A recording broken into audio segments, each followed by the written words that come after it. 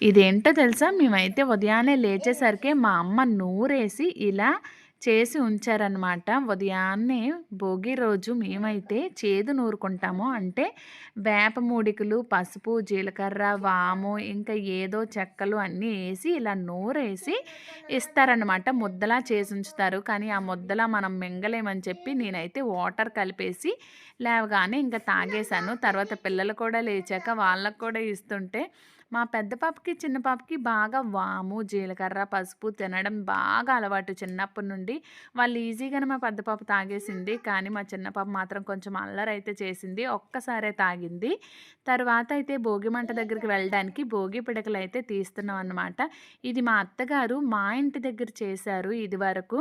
అవి బాగా చేసేసి ఎండబెట్టేసి మరి ఉంచారు. మేము అనుకోకుండా స్కూల్ సెలవుల వల్ల ఇలా అమ్మ వాళ్ళ ఇంటికి భోగి ముందు రోజే వెళ్ళిపోయామన్నమాట. అసలు మేము అనుకోలేదు మా ఊర్లోనే భోగి కొంటామని చెప్పి. మరి పిల్లలు భోగికి ఇక్కడ లేకపోతే ఇంకెందుకు అని చెప్పి మా అత్తగారు ఇలా దండలు కట్టేసి మా అమ్మ వాళ్ళ ఇంటికి పంపించేశారనమాట.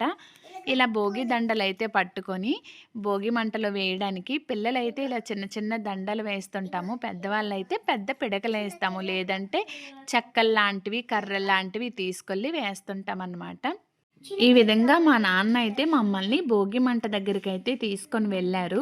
మా అమ్మ వాళ్ళ ఇంటి దగ్గర అయితే ఊరంతటికి ఒకే భోగి మంట వేస్తారు. చాలా బావుంటుంది. భోగి రోజైతే ఇల్లంతా మొత్తం కడుగుతాం కదా! కడిగేసి అయితే నేను ఇలా చిన్న ముగ్గునైతే వేసేసాను. ఎలా ఉంది నా ముగ్గు? భోగి మంటలో పిడకలు కూడా వేసేసాం. వెళ్ళొచ్చాకైతే నలుగు పెట్టుకొని స్నానాలు కూడా చేసేసాం. మీలో ఎవరైనా ఇలా భోగి సెలబ్రేట్ చేసుకుంటారా లేదా?